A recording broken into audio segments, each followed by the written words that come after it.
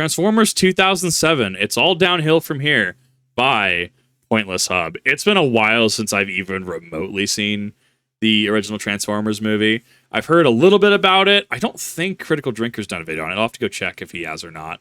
But from what little I remember, I'm curious to see what kind of public opinion is, as well as the argument for it going downhill from there. Before time began, there was the Bay. We know not where he came from, only that he held the power to take franchises and devoid them of life. That is how the Transformer movies were born. For a time, the Bayformers were popular, but like a horror franchise, one was good, and the others bad. And so began the vitriol. A vitriol that ravaged our world until the sequels were consumed by death, and Bay was lost to the far reaches of space. We scattered across YouTube, hoping to find some catharsis. Searching every video, every essay. And just when all discussion had ended, message of a new channel drew you to an unknown place. PointlessHub.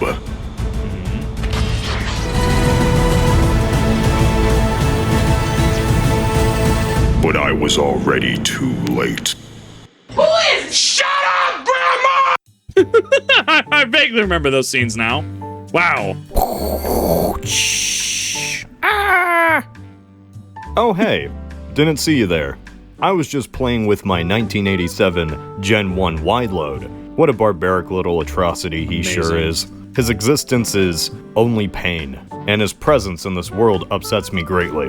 A little wide load here isn't the only unfortunate thing the Transformers franchise has ever done. And it's not the craziest opinion, especially on the internet, to say the Bayformer movies were a mistake. What the hell kind of name is Nitro Zeus?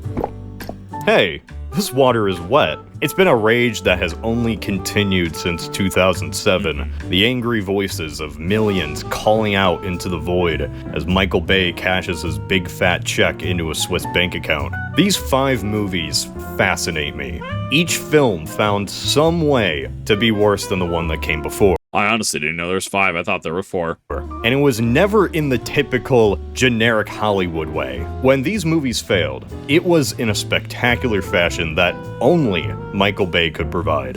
I'm an inventor. This could be a game changer for me. If I can apply that technology to my inventions, we never have to worry about money again. Today, when people complain about blockbuster movies, as in just, Marvel, it's the same criticisms. The action looks bland. They're too safe. A cookie cutter of mass-produced corporate blandness. But I remember back in my day, when the blockbusters were Transformers, and with each movie, they found new and unique opportunities to utterly shit the bed.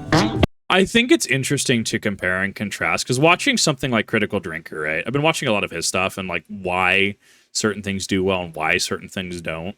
I very much think it's the Avatar, not the Last Airbender, Avatar, James Cameron Avatar phenomenon of a lot of visual spectacle, but not a lot of substance. There's substance there, don't get me wrong, but I think it really comes down to visual spectacle being kind of all encompassing. If not, with the absence or lack of any underlining supporting plot, characterization, character arcs, etc. I think it's interesting to think about. This was not safe. This was pure 40K chaos fueled by the warp, powered by the strange sexual energy and coked up mind of Bay and his writers. Wasn't Megan Fox in this as well, though? I don't remember what happened to her. I know she was pretty big at one point in time. Did Megan Fox play in AVP too? Megan Fox AVP question mark? I don't know if she did or not. I vaguely remember this, but I know she was in Transformers. Yeah, MTV wants Megan Fox's new Ripley in some Alien, January 4th, 2010. I don't even know what happened to her, if I'm being completely honest, after this. I think this might be an example of just a film franchise or series just kind of tank, kind of like the Daisy Ridley effect, right? Where I think she had another movie aside from the Star Wars sequel trilogy, but you don't really see Daisy Ridley in anything, right? Interesting. She got married to MGK, or oh, interesting. So she still does things. She's still kind of around. That's wild. Sure, Eternals will praise itself for having a sex scene, but you know what we had in 2009? Yeah! Made $830 million. I want to go on a journey, not simply laughing at Transformers, because I actually enjoy some aspects in each movie, except for this one.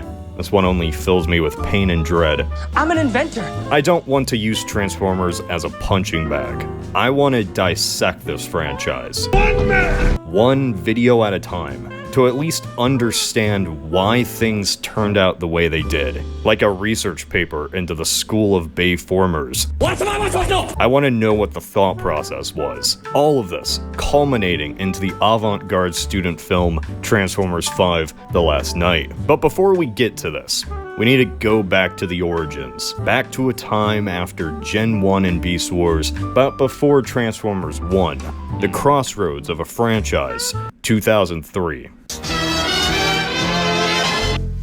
In the early 2000s, Hasbro was spiraling. Furbies had come and gone, My Little Pony wouldn't reboot for another 10 years and ruin everything, the age of action figures and toys had ended, kids only wanted to play with space toys. So Hasbro was sitting around and knew they had to do something. Nothing revitalizes a dead property like a movie reboot. Yeah. Great, but which property? Make a movie based on Perfection? Or Sorry? Or Battleship? Wait, no, I didn't mean like that. I take it back. So Hasbro thought to themselves, let's dust off an old 80s property that recently hadn't gotten enough love. And so it was decided they would make a movie based on the popular franchise G.I. Joe. Okay. I remember these.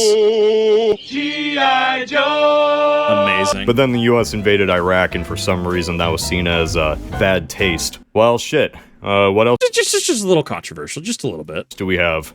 Oh my god, you know what that reminds me of? I was watching a recent Atozi video. A lady, I guess she got like absolutely smashed. And like she walked onto a flight and just sat down, and they had to call the police on her because she kept saying, I know my rights, you know, something about, you know, you're not dealing with anybody else, you know, I have a right to be here. And I'm sitting there and I'm like, because I had a conversation in SCA where, you know, dude who had been, you know, lived through, you know, the 80s and stuff, right? He was talking about how, yeah, I mean, you know, you used to be able to walk out on the tarmac and, you know, get near the planes and stuff. And, you know, sure, there was a plane jacking every now and again, but that was just kind of how things worked, right? And then obviously 2001 rolls around, and that's kind of where I'm like stopping the discussion on that specifically. But like something 20 plus years of, you know, TSA, increased security and stuff. And it's really wild to hear people try to justify and even politicize, because she brought up a certain political figure in her arguments to police. And it's like, it's really awkward to see people like both try to say like they're trying to play both sides of it, right? On one hand, we need tighter security, and then tighter security isn't upheld, and people, I guess, are just super okay with random drunk lady wandering onto a plane she's not supposed to be on. Like, that feels like a huge leap in logic. I definitely missed the memo on that one. I missed the memo for, you know, U.S. society as a whole in regards to just kind of being okay with that stuff now. Because, like, imagine if it was a dude doing that. That dude would have been on the ground in cuffs. But she just kept saying how she was going to sue the police, and something about her husband, something about how influential they are, something I voted for a certain political figure. And we just kind of allow that to happen now. Like, just obviously piggybacking off of the whole, like, you know, Iraq war controversial topics, right? Because, you know, the U.S. and planes don't exactly have a good relationship going after 2001 for obvious reasons, right? Like, there's a reason, like, airline security exists. I don't know. I'm going to hop off my soapbox on that one. That was just something that I was thinking about literally yesterday, and how odd that is that in 2025 we're just okay with people drunkenly stumbling onto planes and causing a scene. How about Transformers? Yeah, that works. And so Transformers was greenlit. Spielberg was brought on to produce, and in true Spielberg fashion, he literally had nothing to do with production except for finding someone else to do all the work. Amazing. And that someone else was Michael Bay, who looked at the idea once, probably saw a clip of the original show. You can't keep me in here, Megatron!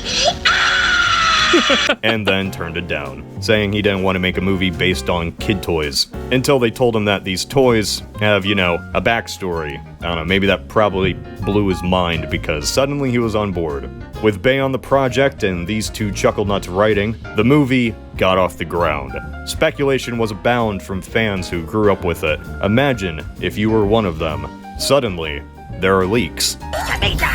Low-res images appear of what is supposedly Megatron's face. Say goodnight to your Megatron! Bumblebee is a Camaro now? Oh my, how could this be? Shia LaBeouf? Even Steven's boy? Oh god, this isn't the Transformers I grew up with at all. They're going to ruin this integral franchise. So in case you think Internet Nerd Rage was, a new thing, I got something to tell ya. Had we even gotten the original designs, they probably wouldn't have worked in a movie like this. Because Bay wanted to first and foremost make a disaster movie. Okay. Which meant the Decepticons weren't the dumbasses of the original series. They were entirely alien forces of nature. And as a kid going to see this movie for the first time, my first interaction with Transformers wasn't these designs. It wasn't this or this, it was this.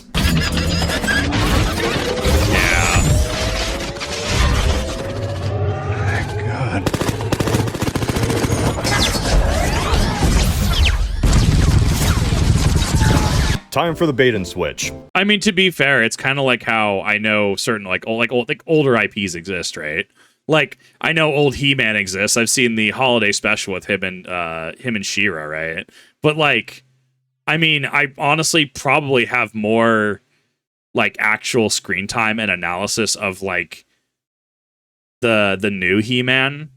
I don't know, man. It's very awkward because like the more you look at things and call this, you know, critical drinker vision, if you will. Like the more you look at like legacy IPs and stuff, whether that's Alien, whether that's Predator, whether that's words brain. Sorry, it's been a minute today. Whether that's He-Man, right? Like just it makes me want like companies to stop touching things. Like I almost don't want Amazon to actually make a 40K TV show. Like I think especially with how The Witcher went, with what was it, Blood Origins or whatever. I think I'm good. Like, I think that there needs to be at least some sanctity in regards to IPs left, because, like, we just keep running through the same formulas over and over again. And, like, I think, like, Cool Secret Level 40K was fine. Like, I thought that was a really cool and tasteful way to do that. But then, like, I don't know. I don't have faith, especially when, like, you literally have the book, like the Silmarillion, to make Rings of Power, and then somehow it still ends up sucking. Or like The Witcher still ends up sucking. And even then, like Game of Thrones Season 8, I don't know. I haven't watched Game of Thrones. I'm kind of dreading actually going through it and then seeing how disappointing Season 8 is, because that sounds awful. Keep corpus out of narrative decisions.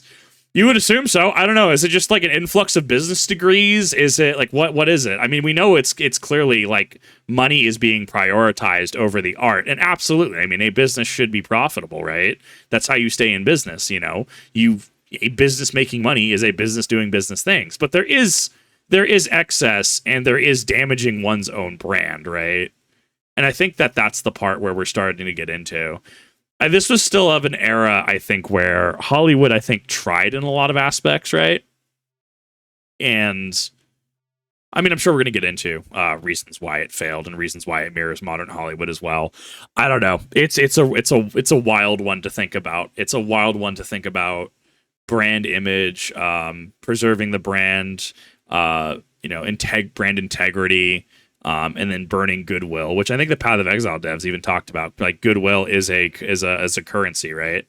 So like, I don't know, if I had a big crash at or a big L, right? Sure, a lot of people are going to leave, but some people would be like, hey, this is depending on the size of the mess up, right? Yeah, he's clearly just, going through something, whatever that may be, right? Like it's a currency, right? And you can see that with many other creators, many other directors, companies as well, where like, yeah, maybe they'll make a bad decision or a string of bad decision, but it's really when it's like repeated bad decisions that something is actually done, right? It's like think like Star Wars, right? It's been 5 years, half a decade at this point since we had an actual theatrical release, right? That's wild to me that they are sitting on one of the most profitable IPs. They literally have the entirety of Legends to pull from, and Disney cannot just pull their head out of the sand. It's wild to me. The first Transformers movie is actually pretty good, in context with other summer blockbusters, both before and after. It still, has flaws. I'm hot, makeup's melting, hurts my eye. Some Bay quirks just infused in its DNA, but at least it feels like there's some passion behind it. And this was the only one out of 5 movies that did. Is it peak cinema? In some ways, yes.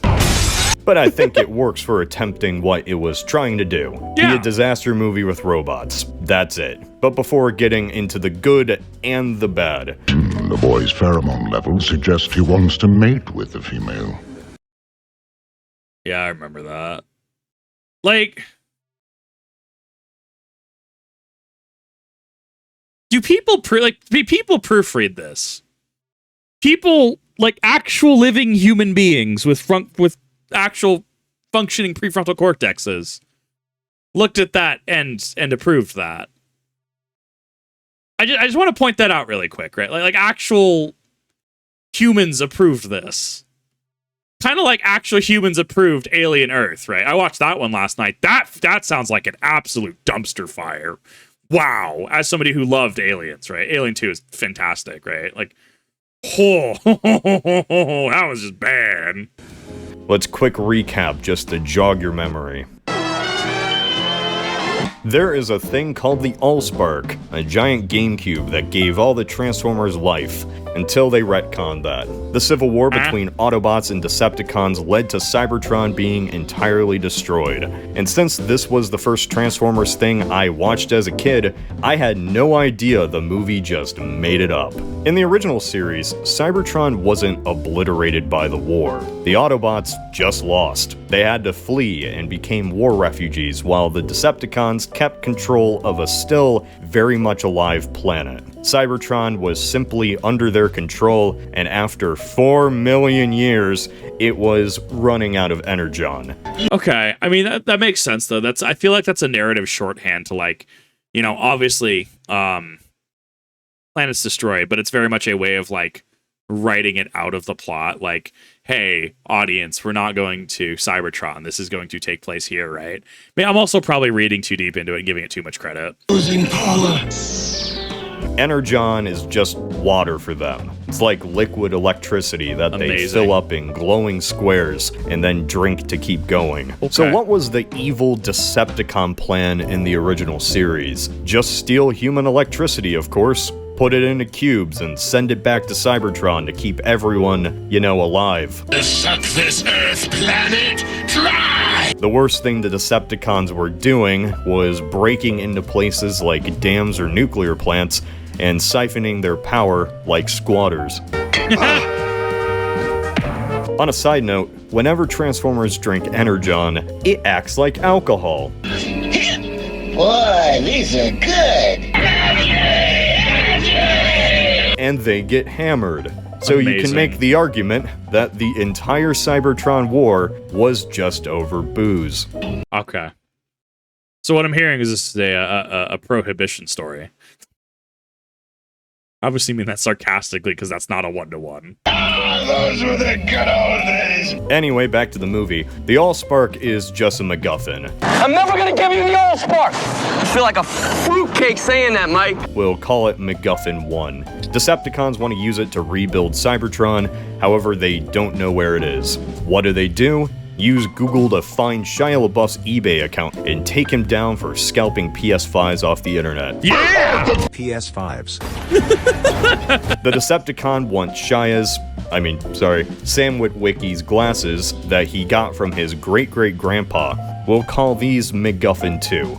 These laser-blasted glasses were so important they were handed down from generation to generation, but I guess not so much for being sold on eBay in 2007. Because of MacGuffin 2, every bot wants to get to Sam.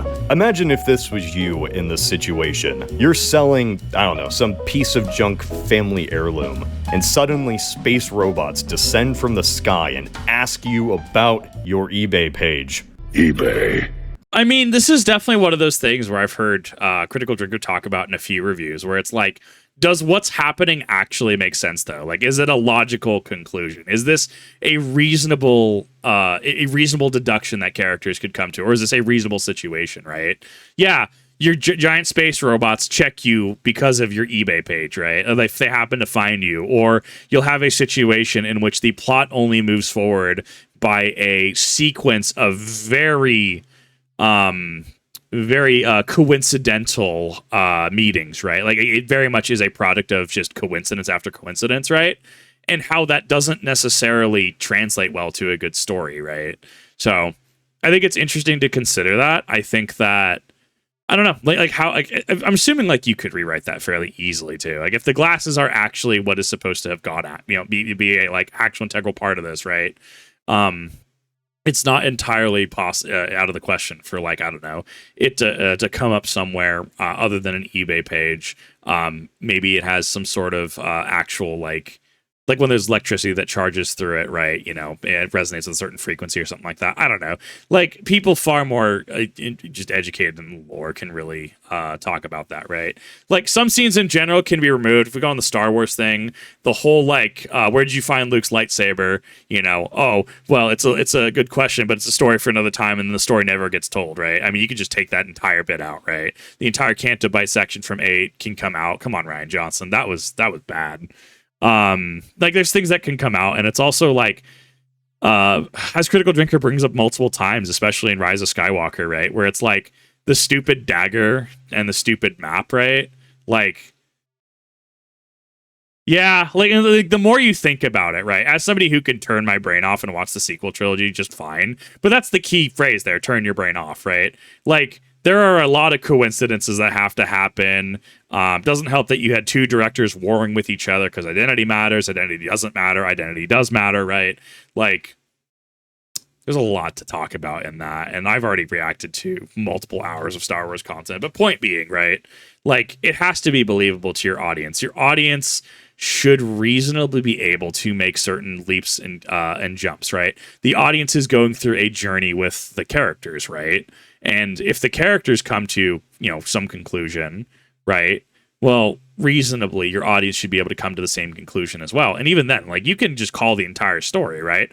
I've called multiple points in Final Fantasy XIV's story just fine, right? It's predictable. It's not bad. But how is it written? How is it done? Does it make sense? And that's really the big question. If it doesn't make sense to your audience, or if you're trying to ham fist something at your audience, you're definitely gonna have that little bit of abrasion there. It's gonna not feel good for your audience. Like, what do you even do in that situation? You ask them to bid on it. Come on, Sam, you gotta keep up the grind. Shenanigans occur, the Autobots commit some heavy property damage, obliterating the Witwicky's insurance rates. Wow, that was tingly. And Sam has some happy time. All is going peachy until the feds show up and everyone involved is sent off to Guantanamo, never to be heard or seen from again. Sam lives the rest of his life being converted to Islam by radical extremists as he realizes the true enemy wasn't the Decepticons, but the infidels all along.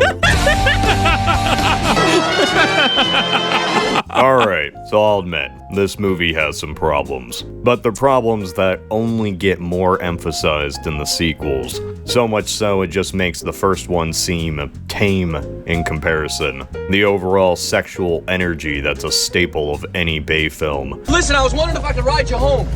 The one-liners that really don't work. You feeling lucky, punk? But all of these are such low-hanging fruit. You've heard these all before. I don't want to waste your time. you don't want to waste mine. I just Yeah. want to understand how the ideas in this movie came to be. Like I said, I did a lot of research in the world of Michael Bay. Way too much. Please help me. And for a franchise lacking How many fanfics do you have to go through? Like fanfics written by Bay himself. I feel like that'd be an insight into Michael Bay.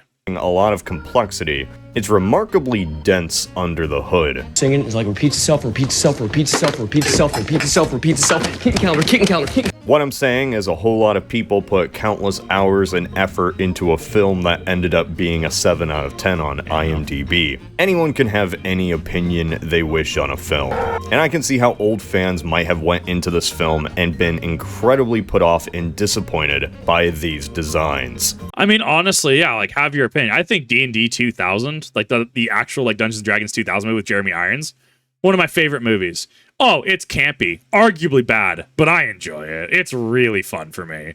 But like, yeah, like most people probably wouldn't like that movie, and that's completely fine, right? Sure, I can turn my brain off and go watch the Hobbit trilogy or the sequel trilogy for Star Wars, right?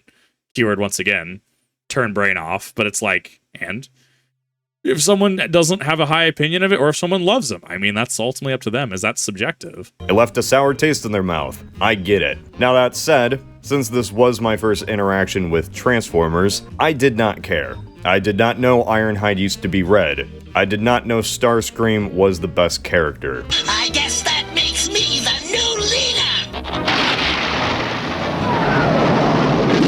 Now, as an adult revisiting Gen 1, of course these designs are more visually interesting and distinct compared to this. I played the Cybertron games too. This has been an opinion for a while. The 1986 movie is still the best of them all just through aesthetics alone. However, the 1986 movie and Transformers 2007 are doing two entirely different things. And for the story this film was trying to tell, I think these designs work. For this movie, and this movie only.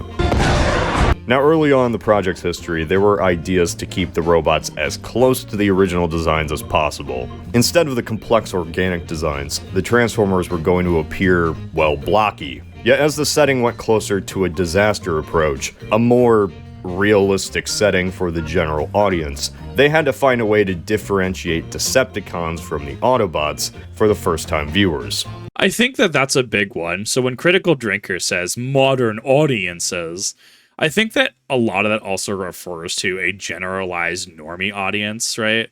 And that's the thing is, like, when we talk about, you know, well, yeah, I really don't want at this point, I wish, you know, I don't even want a Warhammer series to come out at this point, right? I'm sure a lot of fans would absolutely love that. I'm sure that a lot of people who would love a good reference point for 40K would love that. But it's like, what is going to have to be done to the property to be palatable and marketable to a generalized audience? It's not necessarily that there's some skittle-haired whatever ideology, right?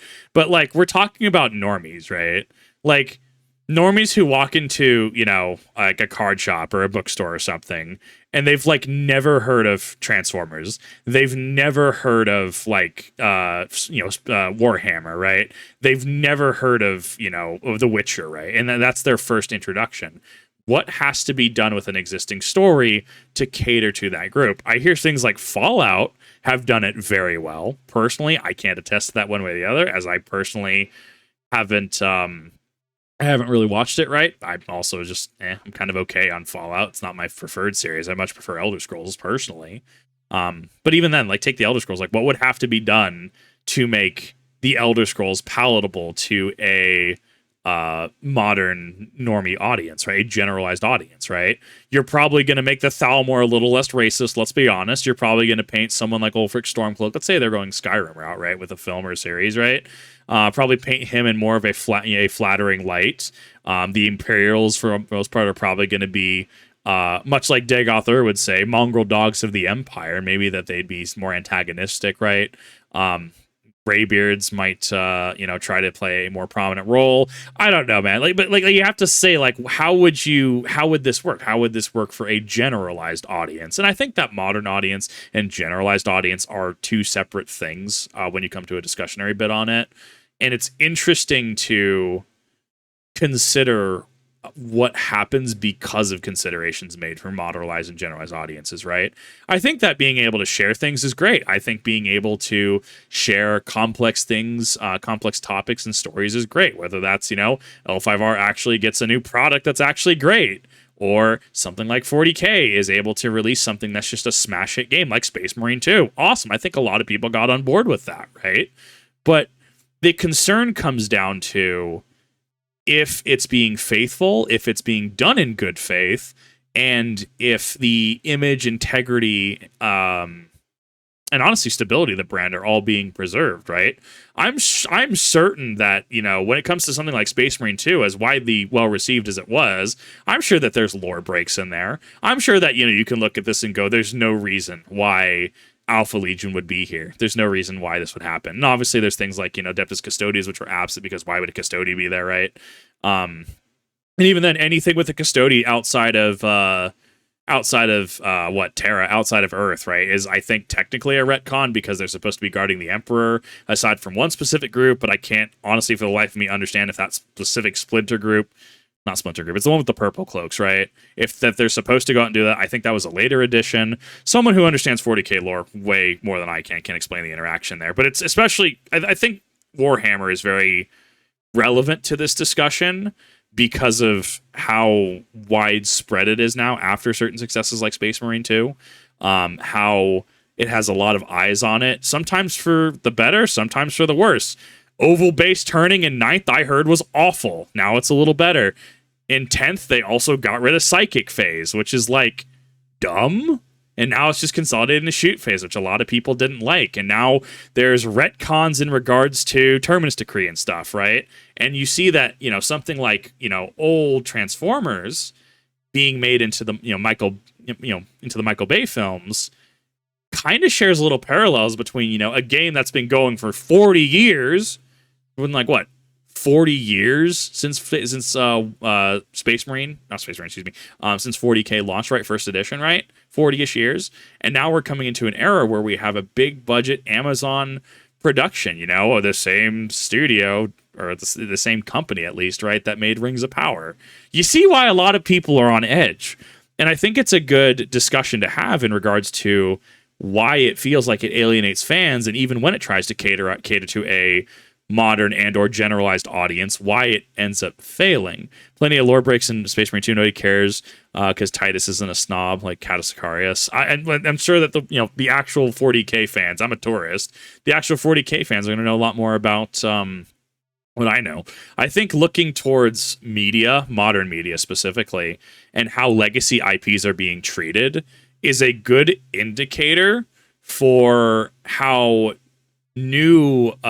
treading new ground, whether it be The Witcher, whether it be extended Tolkien content like Rings of Power is trying to do, covering Silmarillion kind of content, or even 40K. I think it's a good insight into where the industry is going and what to expect. Good guys were more human and spoke human languages, while the bad guys were more alien, came in a variety of different shapes, and other than Megatron, barely spoke at all. Suck this Earth planet dry! While in the original Transformers, the Decepticons had their own unique designs of various shades of blue and purple, this wasn't going to work here, mainly because of the type of vehicles Bay wanted to use for the enemy. The Autobots would drive civilian cars, while Decepticons turned into military hardware. It gave them an overwhelming presence and an authoritarian nature. In the first movie at least, the only Decepticon car that appears was Barricade, a I want to just point out really quick, right? So, how obviously, yeah, in setting, right, you have Decepticons that are able to scan military equipment and then be able to, shift into that. If there was, I don't know, a swarm of nanobots or something, IRL, that could, at surface level, scan, an F-22 or an Apache or whatever, right? Actual, military hardware at a glance and turn into that, especially if it's something like the F-22, can you imagine that the DoD's response to that? That would be wild. I feel that is a very much oh snap moment, to say the least. Police car. Based? So yes, it would have been cool to see more colorful Decepticons but it wouldn't really have helped them, blend in. This movie was trying to take the concept of robots in disguise to its horrifying conclusion. The military wouldn't know who's friendly or not, and as much as it would have looked cool to see a familiar character, it wouldn't work if Starscream was still red and white. Which one's the enemy? Oh geez, I don't know. Right. Now that doesn't excuse the weird deep voice and pug face. The humans have taken it. That's just hilariously stupid. But while they are less colorful, upon revisiting this movie, I was actually shocked how distinguishable the Decepticons actually were from one another. It isn't until the sequels when they descend into a generic gray mass of unrecognizable parts. Yet nothing made fans angrier than those damn hot rod flames. Why does Optimus have hot rod flames? Why is he not red? Cameras. That's the reason, I'm being serious. Michael Bay, if he knows anything, he knows how to shoot cars. Bay's reasoning was that nothing is harder to film on camera than red paint on cars. Has this man actually worked with, animals? Have you, what is it? Animals, pets specifically? Well, I don't know. Trying to work with animals on set, right? But I guess that's photography. Maybe I'm thinking of photography, right? Being able to get a cat or a rooster, right? I remember watching a piece on one of the roosters that has a giant bulging chest, right? Getting those to stand still for an extended period of time is awful for photographers. So I might be thinking of photography over cinematography. But I think it's an interesting take to have. I think that's... I wonder if there's actual validity to that, or if it's just a subjective thing to him. Apparently, the way light reflects off of red paint absolutely messes with lighting. The solution to this red color problem was those very much despised hot rod flames, as the blue truck appeared better on film, while the flames would give his chest a similar red appearance when he transformed. This was also why Ironhide was changed to black as well. Now their faces are an entirely different story. I mean, oof. I'll be honest, I really don't like the realistic faces in any of the Bay movies. In fact, they only get worse from here on out. Any new Autobot went into this uncanny valley of humanoid faces, Cigar. while any new Decepticon just became an alien mess. I mean, this feels very much Op 4, Blue 4, right? This you are an opposing force, you must be different. Color coordination, military vehicles versus civilian vehicles, right? Degenerating into more monstrous facial features, right? Feels very much distinguishing for an audience, right? That very much feels like a meta thing versus an actual in-story thing. Despite the creative decisions being hit or miss, I will say I am impressed, if by anything, by Michael Bay's team. Bay films are often just written off as Bay films, but movies are collaborative. Apparently, Bay has a very specific team of people he used for all 3 of these films. For a franchise that descended into nothing but a CGI mess, it's really weird how practical the effects started off. And it's even stranger when looking at the films that are made today with their over-reliance on computers and green screen. I hear it's more expensive to use computers and green screen too. Don't get me wrong, right? I was hearing about obviously Aragorn, what is it? Viggo Mortensen broke his toe, kicking the helmet, right, obviously. Sean Astin, Samwise Gamgee, stepped on a piece of glass. I guess Orlando Bloom, Legolas, ended up breaking a rib. I get it. You want to make sure that you're minimizing risk. You want to make sure that, cost-benefit analysis. You want to make sure that, you're not hurting people on set, right? I get that. I understand that. Having regulation standards, etc. This green screen stuff, it can look really bad. Even modern Amazon spending bajillions of dollars or whatever they're spending every Rings of Power episode, right? When I look at one of the elves and his hair literally has chroma key green on it, bro, what are you doing? Go find somewhere, anywhere, and just go do it on site. Go do it just do it live. It hurts, bro. Why does something like Star Wars, comma, or as it was later known as, and currently known as, Star Wars Episode 4, A New Hope, Why does that look like it has better like choreography and stuff than modern movies? A movie that like really tries really hard, and you can tell like, oh man, I don't understand it, bro. That's like, the over reliance on CG and stuff just hurts. It makes me so. Here's my take on this. Here's my uneducated dingus take on this. That there was such an investment in CG tech that getting rid of it and downsizing is not a good option. And because they're already paying for it as is, they might as well use the resources and personnel that they have, right? So, like, yeah, you have things like Davy Jones, absolutely, that got released in Pirates of the Caribbean, right? Like, peak in my opinion in terms of like actual cinema, right? And now you have stuff that just looks like dog water. And that's not to like disparage the actual creative talent, right? Because I'm sure that they're overworked. I'm sure that they're stressed. I'm sure that they're having to re-render stuff. I'm sure that their life is just, they're there to get a paycheck, right? Like, they are there to show up, use what talent they can with unrealistic demands, and move on with their day, right? Honestly, fair. I can't blame them at all for that. I do look at management, and I do look at people who should know better. And why are we getting things that look like this is a finished product, right? So I think it's interesting to think about that, because like, why do we still have this over reliance on CGI and green screen and stuff? And I think about it, and I mean, everyone's hitting with layoffs, right? Everywhere's getting layoffs, every industry. But it makes me think that they invested, maybe potentially to vertically integrate the animation, green screen, etc., into their own business. And because they have access to that, they don't want it to be a malinvestment, and therefore will still continue to stick with that CGI, animation, etc., because they literally have the capability of doing it.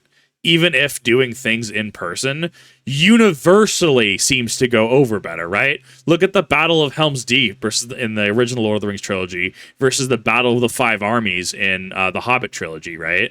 Like, you know, actual people playing as Uruk-hai and stuff. And I think there was some CG integration, right? To show how many, to show like a lot of the back of the 10,000 Uruk-hai, right? Like, and that's fine. Like, using it to augment, I think, is generally accepted across the board. It's when you use it as the sole thing that people run into issues, right? Seeing, you know, Captain America and seeing Ant-Man on just a green set. Whereas I start to empathize with Sir Ian McKellen more, and why The Hobbit was so hard for him to film. When comparing it to Transformers 1, today we only have endless hordes of underpaid effects artists that are outsourced to multiple different studios. So forgive me if it was kind of refreshing to see Michael Bay, of all people, praise his team on the amount of dangerous stunts they were able to accomplish practically on the ground. A really spotless track record for such a long time, and you know, knock on wood, because by the way, it's just a dangerous business. Yeah. What we do, what they're doing is dangerous. You really get the sense that for this first film, everyone was firing on all cylinders. Right. Remove the sequels from your mind. This was the first time that Transformers were brought into live action. Everyone that worked on these films grew up with the series. And while, yeah, there were pitfalls and imperfections, this movie actually tried. But this really just made me think, how far have we fallen? In 2007, this was seen as the symbol of mass-produced Hollywood garbage. And yet, compared to today, this feels like old, quaint Hollywood. I mean, Transformers 1 didn't have a pre-vision third act. It wasn't the bare minimum in our corporate dystopia. Good job. So yeah, I guess I really didn't talk about, you know, the characters or plot or whatever, but I have two more of these films to get into, where there is not more that meets the eye, where you don't want eyes, you just want death.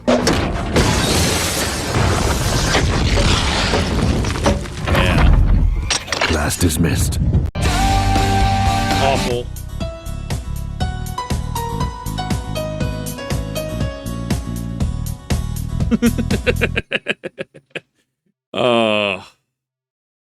What a banger video, honestly. I liked it. I thought it was a interesting look at a film that I haven't watched in a hot minute. and to kind of see the knock-on effect and to really kind of see how modern Hollywood is versus how it was. And even then, I'm sure that they look at something like a modern Michael Bay in modernity, right? They look at things like Michael Bay and how, well, yeah, these are practical, but these are dangerous, right? And I do see this as being very I do see this as being very much a cost-benefit analysis, making sure everything's above board legally, making sure to minimize risk, right? And obviously you want to make sure you're going on set and you want to make sure that you're not just going there to get hurt, because that doesn't help anybody, right? That's not fair. But I think that there's definitely been something lost in regards to the over-acceptance and over-reliance on CGI for just everything. I think, and you have to really think about it. Is it really more expensive to do all of the CG? If so, what can you make practical, right? As Nick in chat said, New Zealand's military helped out with Lord of the Rings productions with them dressing up as mounted knights and orcs, right? Exactly. I'm sure that people would be super happy about that. But I guess it also comes down to it could potentially even be a brand risk thing, right? Now, obviously, when you go into something like that, whether you're testing games, whether you're going in for a production, right, you're signing NDAs and stuff, right? But and obviously, if you break that NDA, you're in massive trouble, right? But maybe it's making sure that there's as little eyes on it as possible. I don't know. I think there's a number of commentaries we can really draw from this. But I miss it. I miss when movies weren't as reliant on CG as they are now. Even an anime, right? Old Code Geass, R1, R2, looking at how the nightmare frames were drawn in that versus the 3D nightmare frames they went with in Rose of the Recapture. I can't get behind it, dude. I like something like Gundam 00 where things still feel pretty flush. I haven't seen Witcher Mercury. I haven't seen IBO. But I would probably have to put it down if it was more of the CG mech anime that we've seen in recent years. Feels like a bygone era, as the chapter title says. But at the end of the day, come to your own conclusion. You can agree, you can disagree, and that's kind of the beauty of it. I feel that it's very telling, especially in 2007, especially just prior to a just major economic crash. And then seeing how things went after this, it was really interesting to see tells as far back as this to what we'd eventually see today in 2025 going into 2026. But come to your own conclusion. Thank you everyone for watching. I really do appreciate it. I had a lot of fun with this. Hopefully you did as well. And I will see you all in the next one.